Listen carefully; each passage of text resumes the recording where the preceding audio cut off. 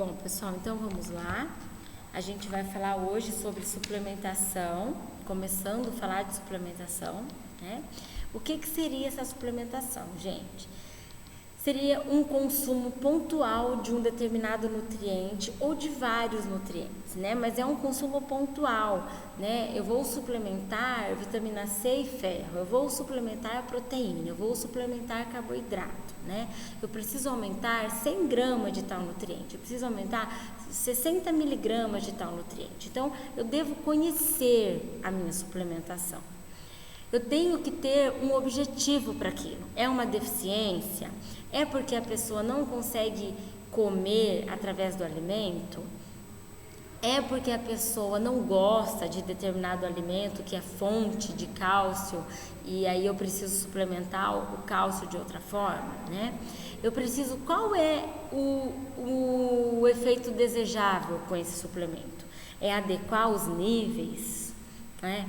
É melhorar a cicatrização das fibras musculares, evitar a perda de peso, né? Também devo pensar quais os efeitos colaterais da suplementação e lembrar que ele sempre deve ser feito para completar a dieta, nunca para substituir uma refeição. Substitui-se quando existe a impossibilidade do consumo dietético, certo? Quando for difícil atingir a necessidade diária de determinado nutriente através do alimento, aí a gente pode completar a dieta. Quais são os grupos que mais são suplementados? O praticante de exercício físico, o que faz atividade física e tem alguma doença instalada, e o que faz atividade física estando na adolescência, porque a adolescência, além da necessidade para a prática desportiva, ele também precisa para o próprio desenvolvimento. A gente tem os suplementos que são os repositores e os ergogênicos. Os repositores são aqueles que a gente vai usar para repor, como exemplo, os repositores de eletrólitos, né? Os repositores hidroeletrolíticos, certo? E os ergogênicos são aqueles que teoricamente melhoram o desempenho esportivo. O uso de ergogênico é mais prevalente em homens e que praticam mais de uma modalidade esportiva. É óbvio, a gente sempre vê os homens usando mais. Mulheres têm usado muito, mas os homens ainda usam mais. A Sociedade Brasileira de Medicina Esportiva afirma que não há recomendações de ergogênicos. Deve-se enfatizar um adequado aporte energético, assim como um adequado aporte de macro e micronutrientes. Ela também alerta para o fato de que é detectado esteroides em suplementos alimentares e isto não está no rótulo.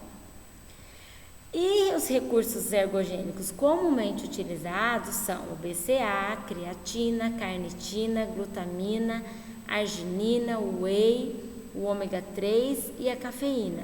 Porém, nenhum deles são recomendados para finalidades ergogênicas pela Sociedade Brasileira de Medicina Esportiva.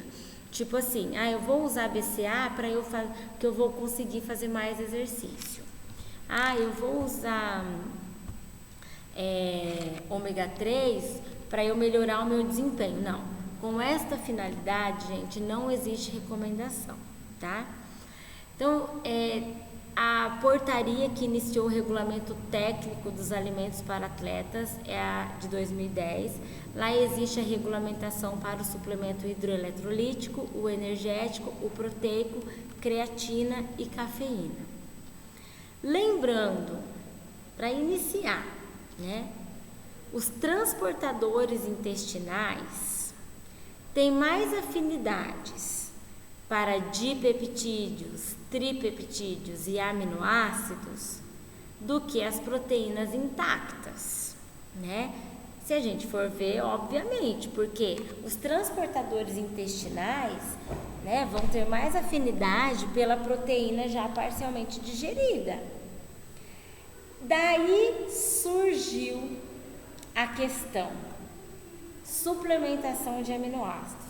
Se os transportadores têm mais afinidade pelos dipeptídeos, peptídeos e aminoácidos, por que não suplementar aminoácidos, né? E aí vem aquelas questões: usar proteína intacta ou usar proteína parcialmente ou extensamente hidrolisada? Para essa resposta, precisamos de mais estudos ainda. Tem muitos estudos, mas muito controversos os resultados. Então, hoje, acredita-se que o uso de aminoácidos leva a maior recuperação de esforço físico, aumenta a massa muscular e melhora o sistema imunológico. Mas mais importante do que a ingestão de proteína é a ingestão de carboidrato, gente. Vocês já me ouviram falar isso.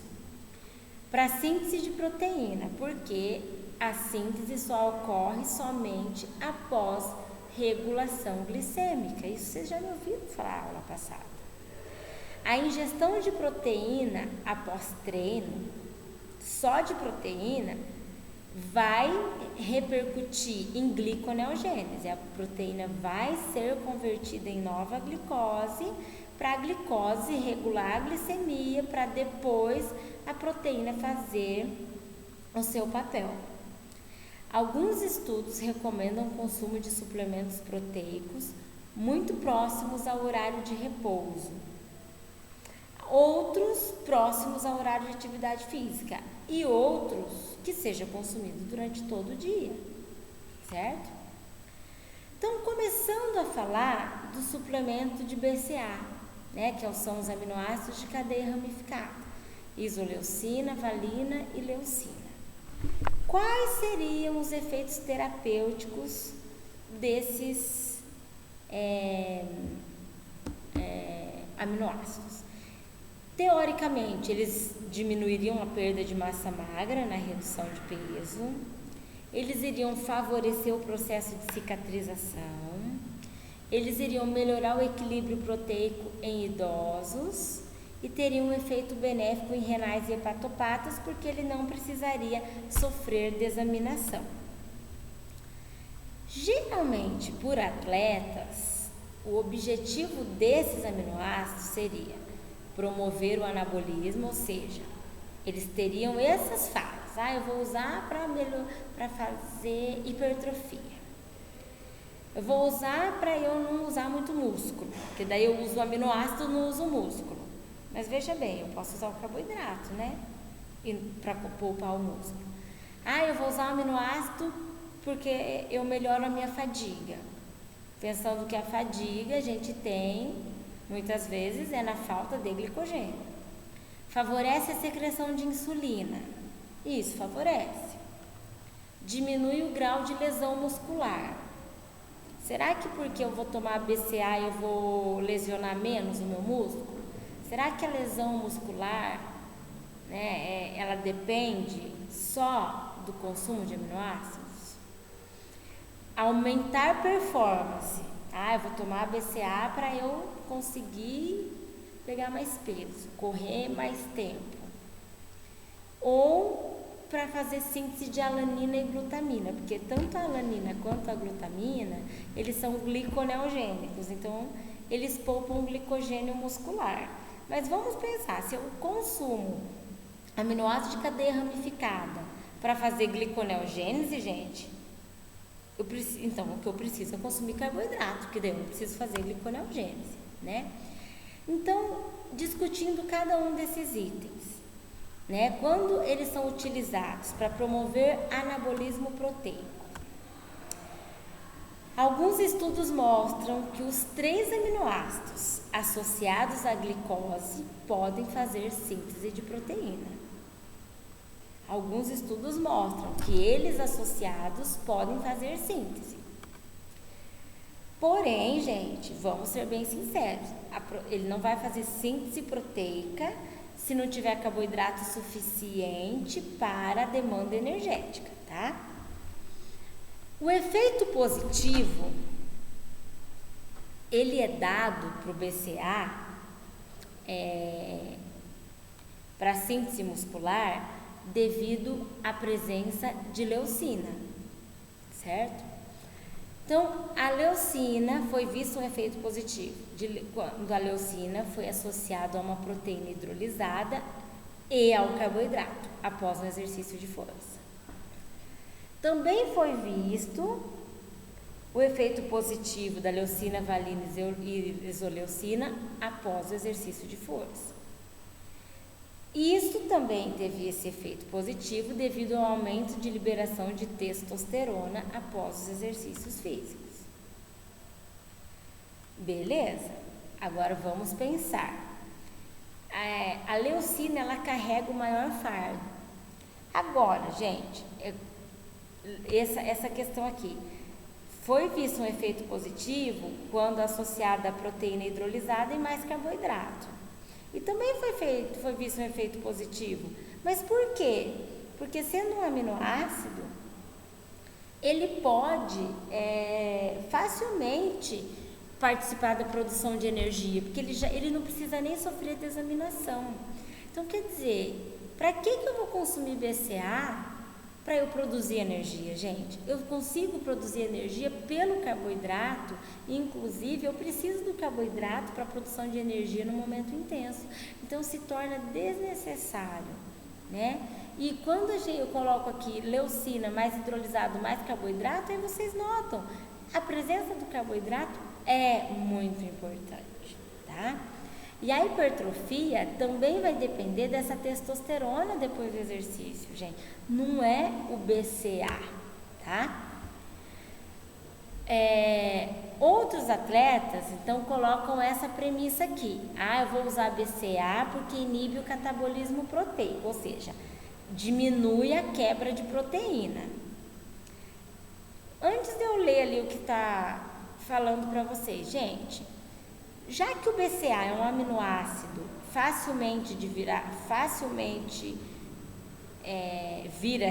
produz energia, é porque a pessoa está ávida por energia. Se ela está ávida por energia, eu não preciso usar proteína para isso. Novamente, eu penso no carboidrato. E faltam estudos em humanos que comprovem esta teoria. Quando eles colocam assim, eu vou usar o BCA para reduzir fadiga, a suplementação de carboidrato é muito mais efetiva na prevenção de fadiga do que a do BCA. Então, por que não usar carboidrato? Até porque ela vai reduzir a razão plasmática do aminoácido de cadeia ramificada e o triptofano livre, né? O que eu quis dizer com isso? Tendo carboidrato, gente, aumenta a insulina. Quando eu aumento a insulina,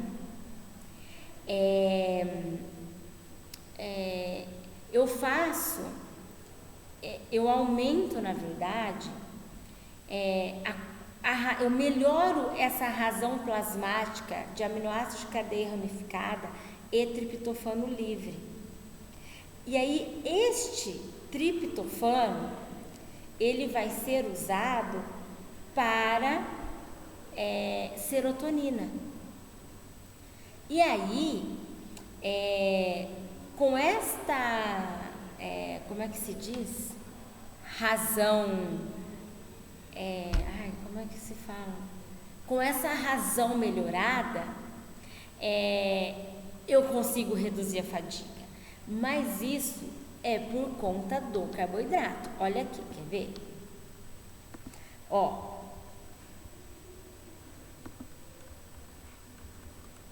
Não é isso aqui que eu queria, não. É esse aqui. Quer ver? Ó, a fadiga é causada pela redução do glicogênio e, consequentemente, redução de glicose. Então, a fadiga não é culpa do BCA e não é o BCA que vai fazer eu não ter fadiga, né? E há aumento na liberação de neurotransmissores, particularmente a serotonina. Então, esse aumento na produção de serotonina causada pelo consumo de carboidratos também vai fazer essa prevenção de fadiga.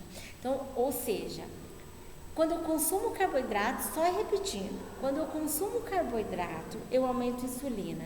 Quando eu aumento insulina, eu faço com que o triptofano, em vez de ser utilizado para fonte de energia, que ele seja usado para a serotonina, porque ele tem uma aversão à insulina.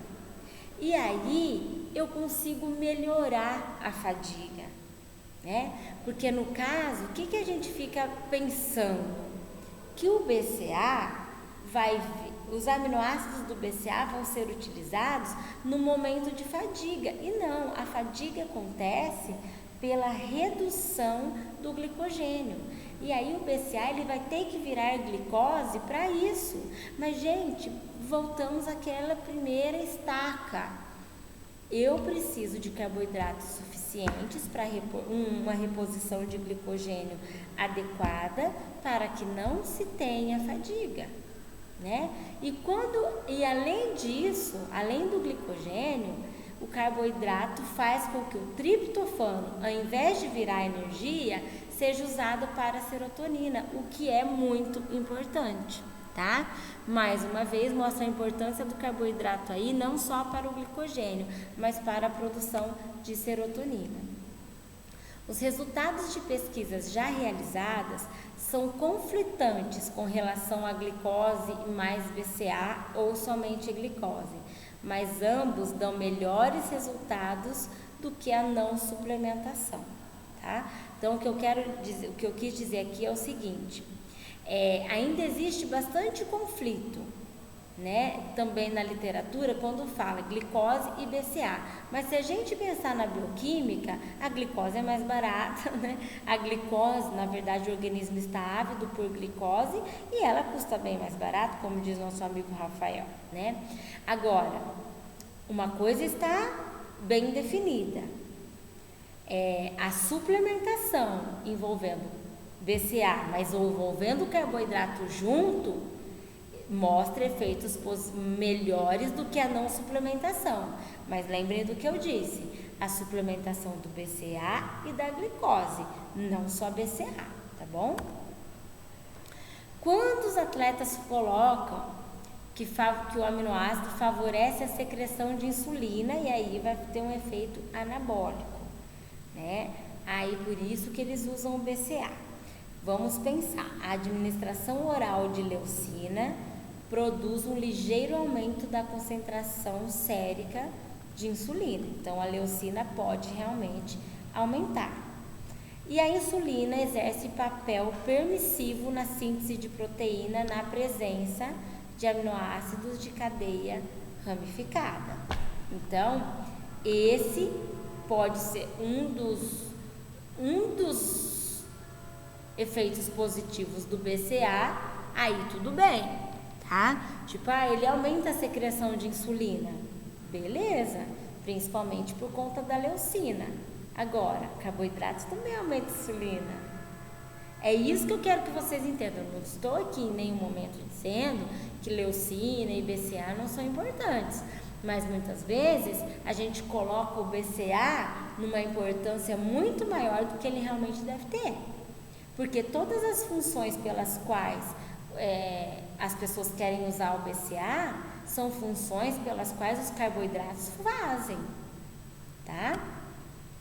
E quando eles colocam assim, eu vou usar o BCA porque diminui o grau da lesão muscular.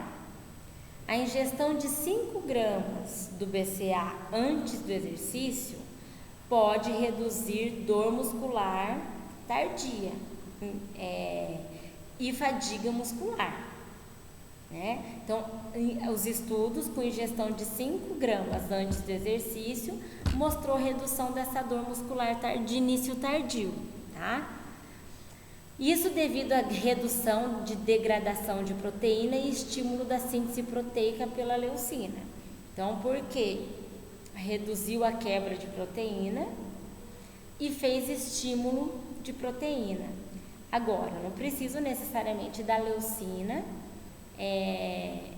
para fazer a síntese proteica, porque não vai existir síntese proteica se eu não consumir o carboidrato. Tudo bem, beleza, professora, eu quero leucina porque ela faz parte da síntese de proteína, beleza? Mas não pense que ela sozinha vai fazer isso, tá? Eu preciso de ter substrato para demanda energética para que a leucina participe da síntese proteica. Um estudo avaliou a lesão muscular através dos níveis de creatinoquinase e desidrogenase, suplementando 12 gramas de BCA por 14 dias. Então, eles foram ver lesão muscular, suplementando 12 gramas de BCA por quase 15 dias. Houve redução na concentração desses aminoácidos, mostrando redução da lesão causada por exercício de endurance. Então, quando suplementado 12 gramas, teve redução na concentração. E com isso, reduziu a lesão.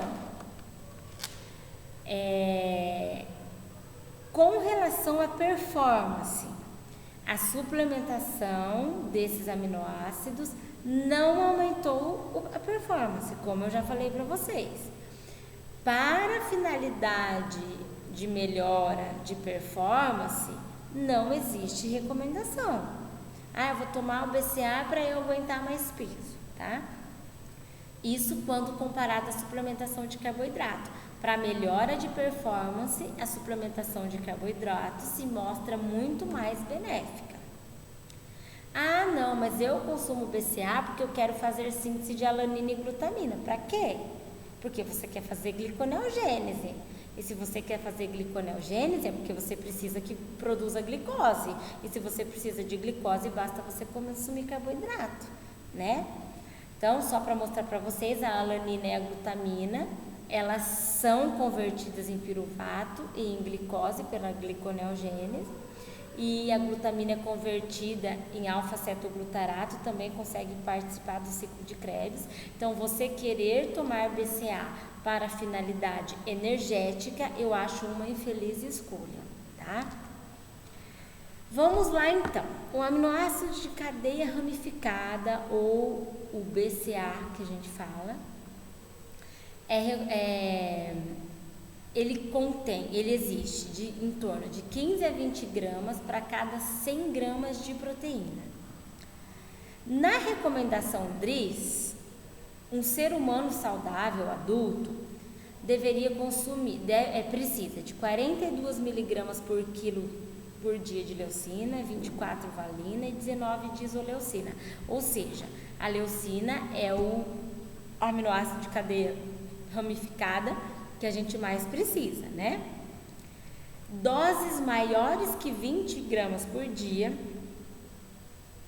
pode trazer efeitos adversos, né? Então, ali, em 100 gramas de proteína, a gente consegue 15 a 20 gramas de BCA, tá?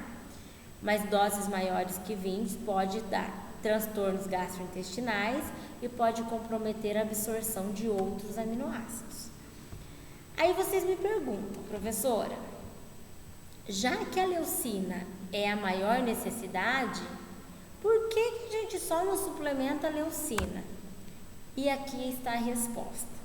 Não é recomendado a ingestão de leucina isolada, pois pode ser tóxica quando ingerida de forma desproporcional em relação à valina e à leucina. Mais importante do que pensar só na leucina é esta proporção que deve acontecer entre eles. Por isso o BCA é um mix desses aminoácidos, certo? Então os atletas têm um consumo elevado de aminoácidos. Hoje até isso melhorou um pouco, através de suplementos proteicos, ou através do hidrolisado proteico, ou através de aminoácidos na sua forma livre. Mas a gente também consegue o BCA através da proteína dos alimentos. Por exemplo, esses alimentos: carnes, principalmente, leites, leguminosas e oleaginosas. E ainda temos aqui alguns alimentos que contêm esses aminoácidos. A verdade, gente, é que falta evidência científica relacionada à eficácia da suplementação do BCA. Mesmo assim, os atletas têm preferido este tipo de alternativa. Hoje existe o tablete, né, de BCA.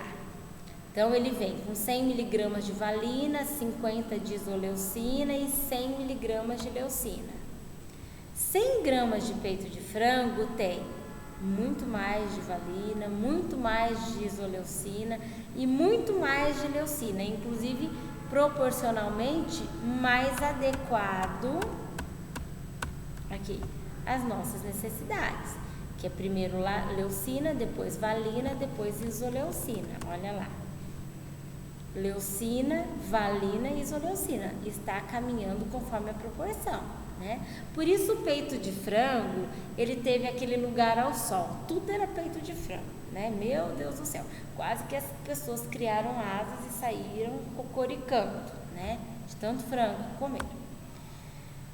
Isto equivale, olha só, 100 gramas de peito a 7 tabletes de aminoácido cadeia ramificada, de valina, isoleucina e leucina. 60 gramas de amendoim equivale a 11 tabletes, gente. Então, a produção de energia, com relação à produção de energia por aminoácido cadeia ramificada, os estudos mostram o quê? Que a oxidação deles aumentam de 2 a 3 vezes durante o exercício. E a oxidação de carboidrato e lipídios aumenta de 10 a 20. Se houver ingestão de carboidratos antes e durante o exercício.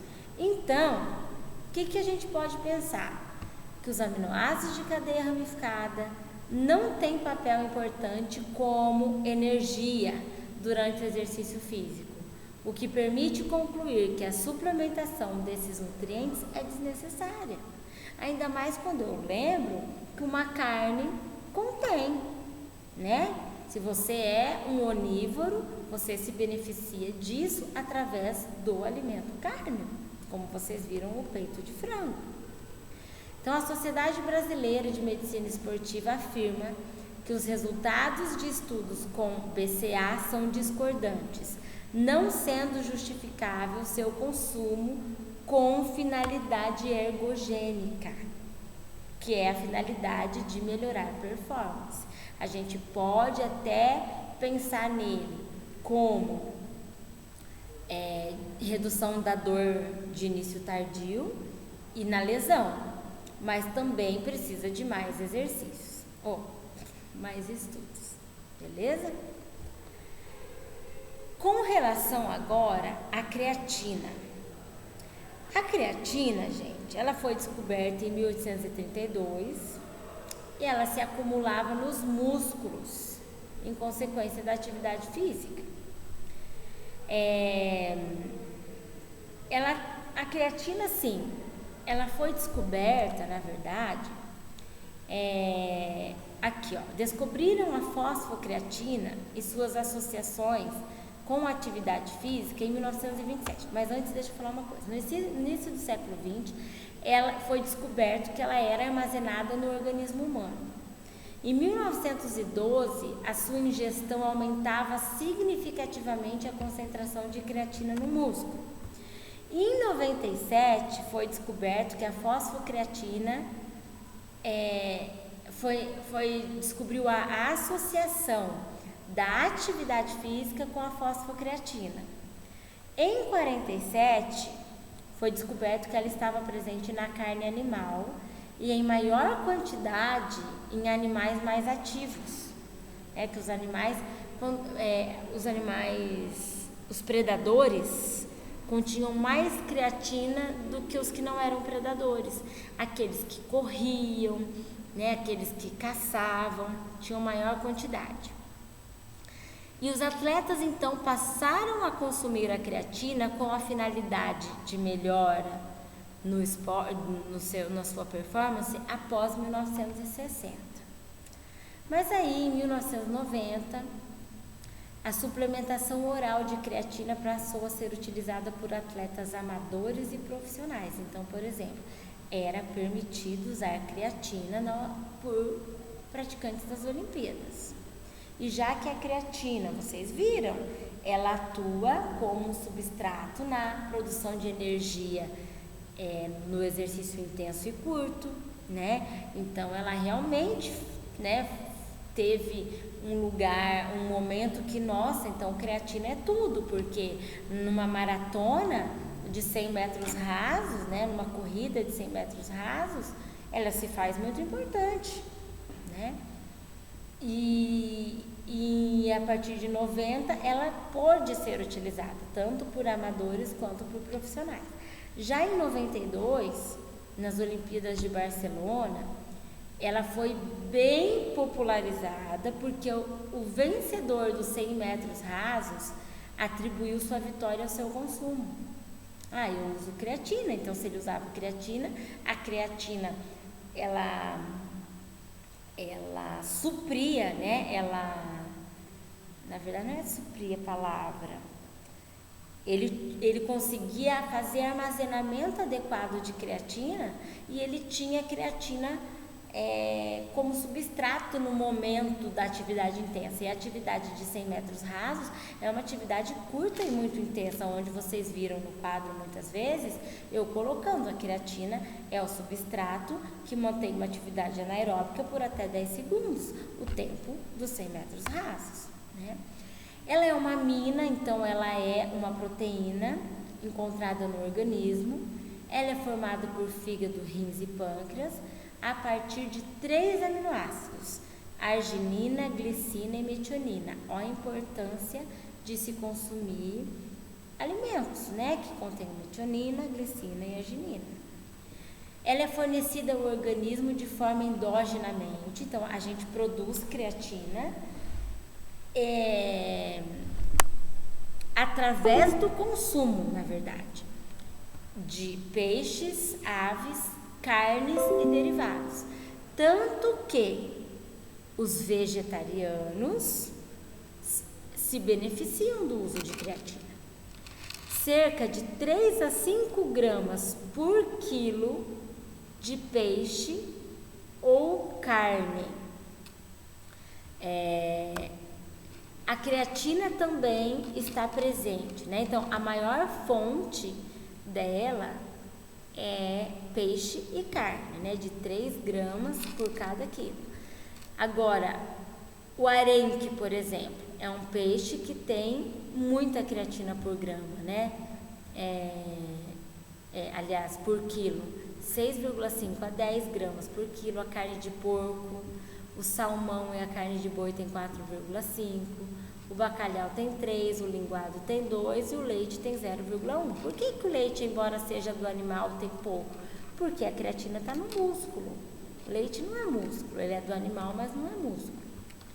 A necessidade diária de creatina é de 2 a 3 gramas, sendo 1 grama ingerido por alimentos, certo? Se eu pensar que 1 grama é ingerido por alimentos, 2 gramas eu deveria produzir. Então, a minha necessidade, ela é atingida tanto pela minha produção endógena, quanto pela minha produção exógena de creatina. 95% está no músculo esquelético, o restante cérebro, coração, retina e testículo. E 40% dela está livre. E o restante, ela é combinada com moléculas de fosfato, formando fosfocreatina no músculo. E a gente excreta 2 gramas. Então, vamos pensar. A minha necessidade é 3 gramas. Vamos pensar que é 3. Eu excreto 2 todo dia. Então, eu deveria consumir pelo menos 1, né? 1 eu tenho que consumir, porque a outra parte eu posso produzir. Mas pode ser que isso não seja garantido também. Então, a suplementação de creatina é uma suplementação que a gente tenta fazer de 3 a 4 gramas por dia através de alimentos, mas ela é difícil de atingir através de alimentos.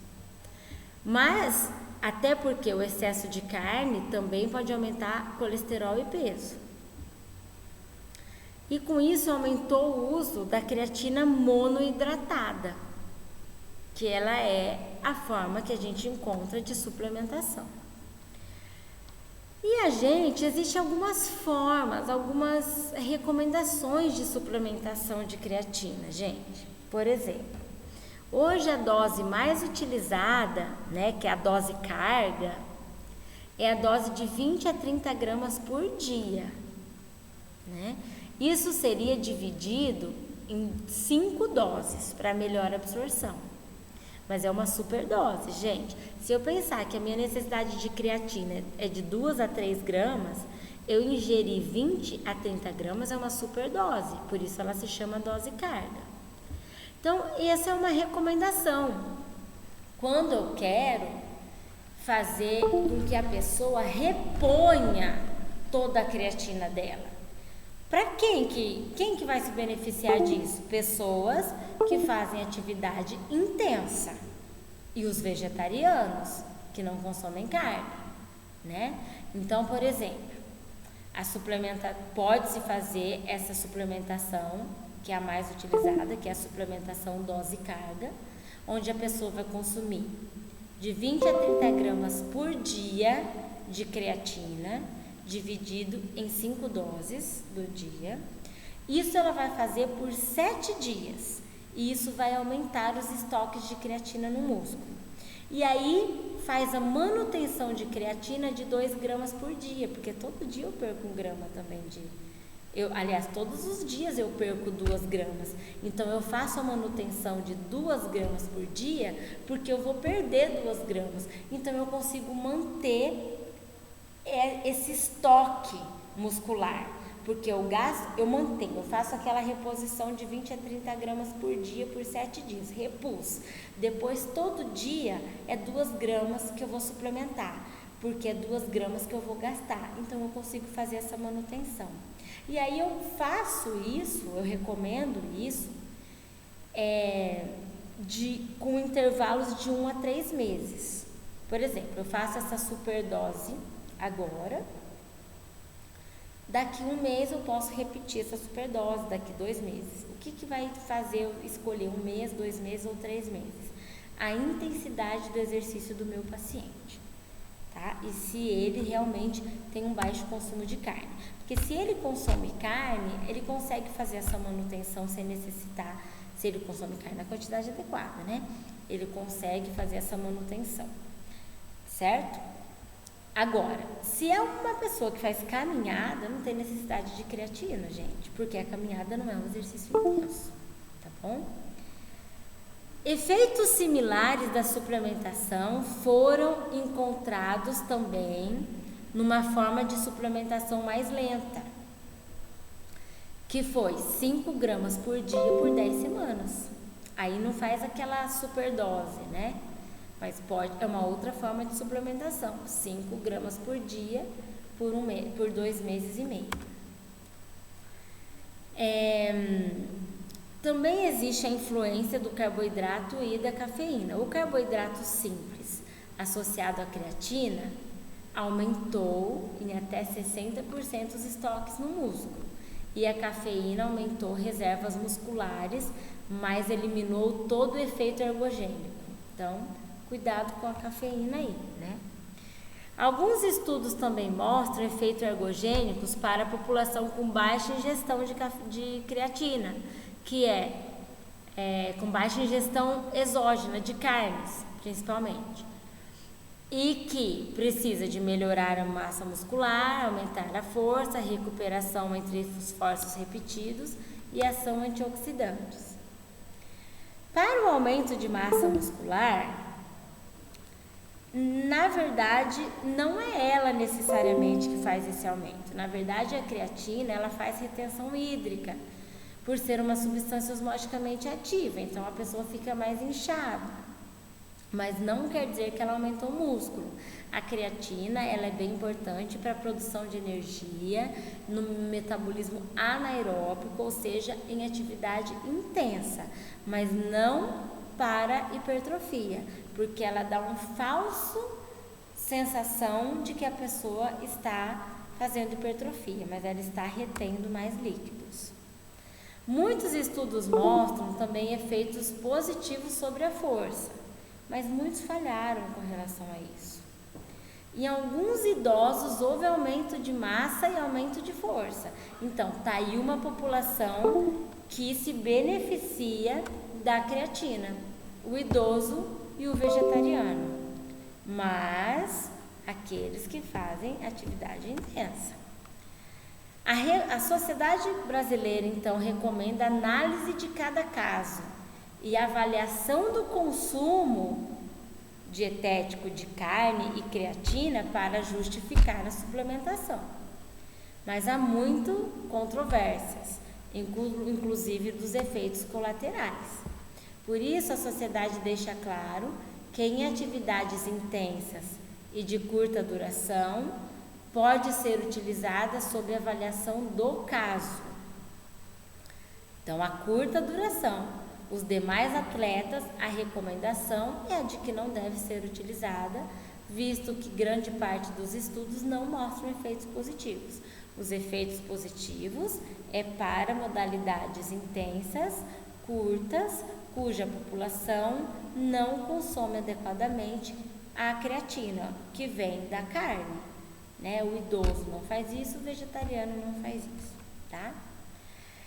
Agora, altas doses de creatina têm efeitos colaterais, como disfunção renal, porque a creatina vai sofrer desaminação, né? Então, o paciente com história familiar de doença renal, gente, pelo amor de Deus, não devemos suplementar. Exige avaliação da cistatina C, né? Para ver como é que está a função renal, e a própria creatinina mostra a função renal. Também pode causar diarreia quando a dose é maior que 20 gramas por dia e pode causar asma, paralisia muscular, intolerância ao calor, câimbras, desidratação. E alguns estudos mostram que ela pode ser precursor de câncer. Por isso, cuidado com suplementações abusivas.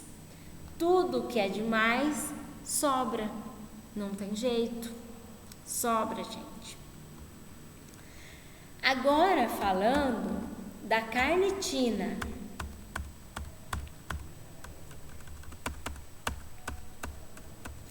A carnitina, que não é a creatina, a partir da década de 80 foi recomendada para tratamento de deficiências genéticas de carnitina. Então, ela foi recomendada para aquelas pessoas que não produziam, né? Não produziam carnitina, né? Porque ela é uma proteína também produzida pelo organismo através de lisina e metionina. Vamos comer arroz com feijão, né? 20 a 25 gramas dela é armazenada no organismo, 90% no músculo, o restante coração, rim, testículo e cérebro. A carnitina é sintetizada pelo nosso organismo, a necessidade dela é de 150 a 500 gramas por dia. Somente 10 a 25% da necessidade diária de carnitina por esta síntese. Então, aquilo que a gente produz supre até 25% do que a gente precisa, tá? Então, a gente precisa consumir carnitina exogenamente, ou seja, através de alimentos. Quais são as fontes? Produtos animais. A sua síntese ocorre no fígado e nos rins. Por que excesso proteico pode dar problema renal e hepático, né? Então, a sua síntese ocorre no fígado e nos rins. E a necessidade de ferro, vitamina C, B3, B6 e ácido fólico. Para fazer síntese de carnitina, eu preciso dos micronutrientes. E vários estudos vêm sendo feitos sobre o seu efeito ergogênico, sobre o seu efeito na melhora da performance. Agora, vamos falar bem a verdade. A carnitina, ela começou a ser utilizada por essa população esportiva porque acreditava-se que quanto mais carnitina, mais se quebrava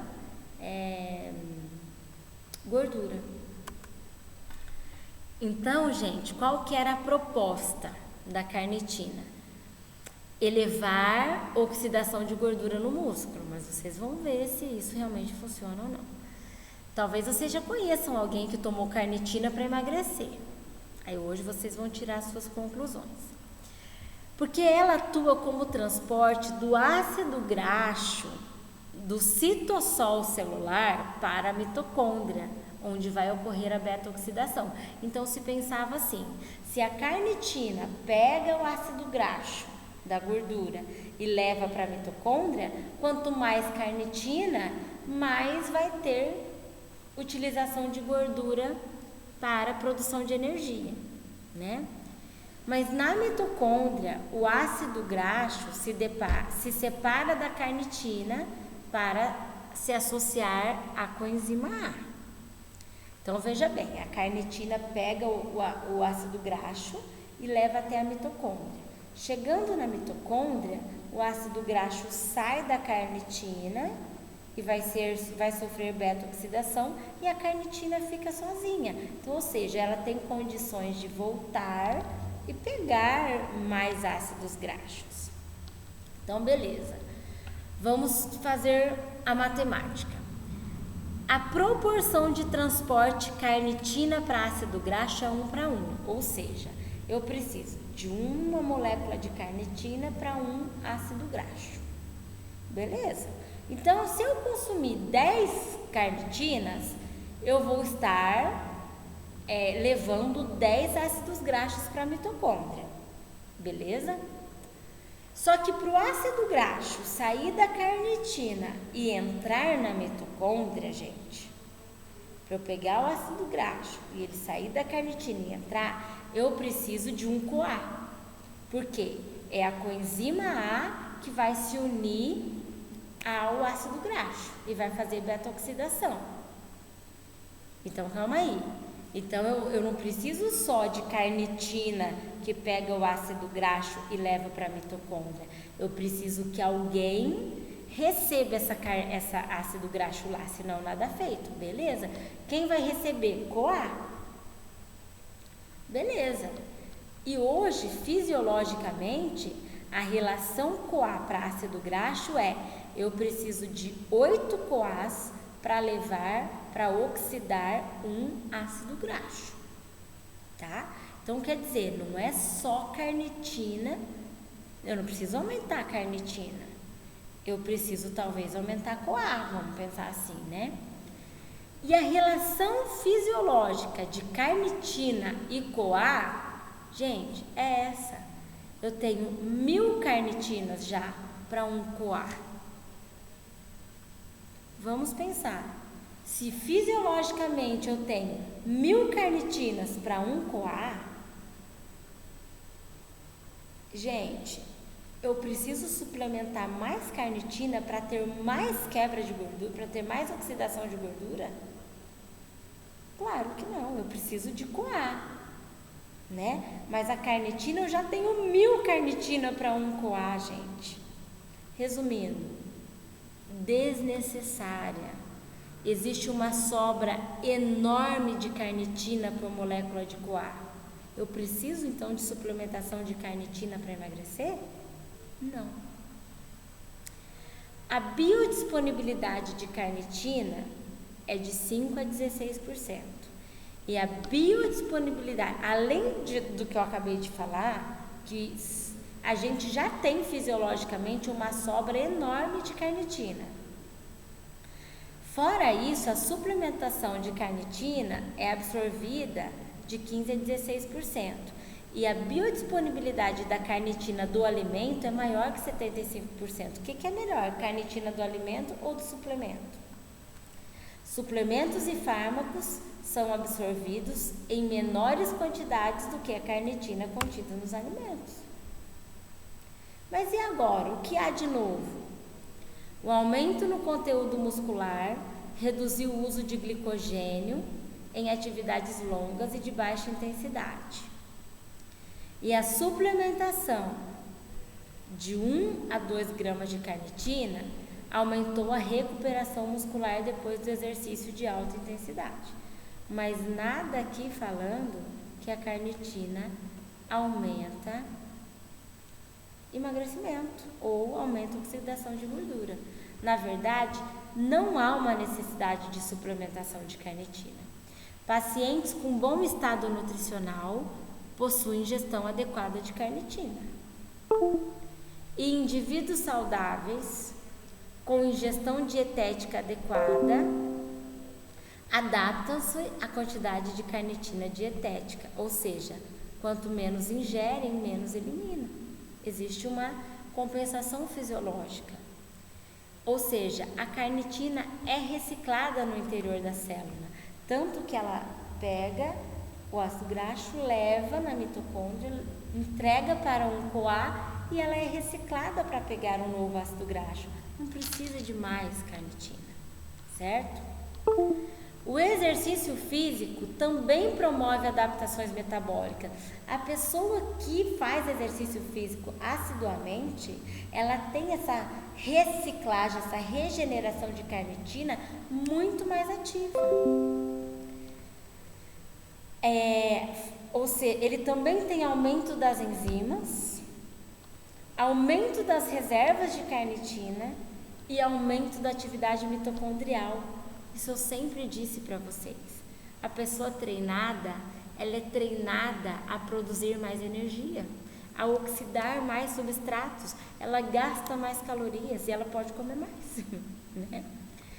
Então, por ser um produto destinado para atletas de elite e também por ser usado como medicamento, sua indicação deve ser feita por médico, não por nutricionista. Não se enquadra na área de alimentos. Fora do país, ela é considerada um suplemento alimentar, mas no Brasil, ela é proibida como suplemento alimentar. Ela é utilizada como medicamento. A resolução de 2010, onde define alimento para atletas, não abrange o uso e consumo de suplementos à base de carnitina. Não há tanto que não há recomendação DRIS para carnitina. A recomendação que existe é 1 a 4 gramas por dia para suplementos ou medicamentos da mesma. Mas para qual finalidade? Né? Se a gente tem aquilo que se pensou tanto que ela seria útil, ela não é útil, né? Então, isso é para vocês pensarem, né? Temos suplementos, temos facilidade de comprar, de comercialização, né? De acesso, mas até que ponto a suplementação de aminoácidos se torna importante, né? A gente precisa pensar individualmente, cada caso, beleza? Então, na próxima aula a gente continua falando de suplementação, beleza, pessoal? Vamos encerrar a aula aqui. Até segunda-feira.